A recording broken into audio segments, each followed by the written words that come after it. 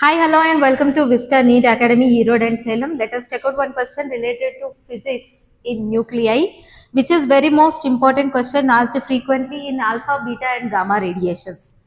The nucleus undergoes a series of reaction given below, that is one nucleus which is having Z atomic number and A as mass number. It is undergoing some alpha decay and it is changed to p nucleus, and again it is undergoing with a beta decay and it is changed to q nucleus, and q nucleus is undergoing with again alpha decay, and R is the new nucleus which is formed.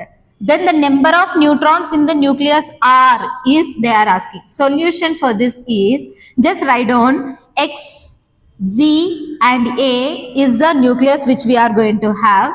It undergoes some alpha decay. In alpha decay, we know that the nucleus will be reduced for that particular atomic number by 2 and mass number by 4 units. Okay, right. Then again beta decay or beta minus decay, if we are going to take, this q nucleus will be added with 1 proton, which is equal to the atomic number will be increased by 1. So Z minus 2 plus 1 and the same mass number will be the same. And again this Q is undergoing with alpha decay, where R has some Z here, minus 2 plus 1 is minus 1, and again it is undergoing with alpha, so it is minus 2, and A minus 4 of minus 4. So therefore now they are asking us to find out what is the number of neutrons in R value.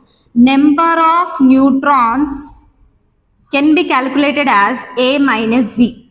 So therefore here we have A minus 4 is nothing but minus 8, minus of Z of minus 3, which is equal to A minus 8 minus Z plus 3. Therefore it can be taken as number of neutrons is equal to A minus Z minus 8 plus 3 na minus 5. So the answer is option C, A minus Z minus 5 is our answer.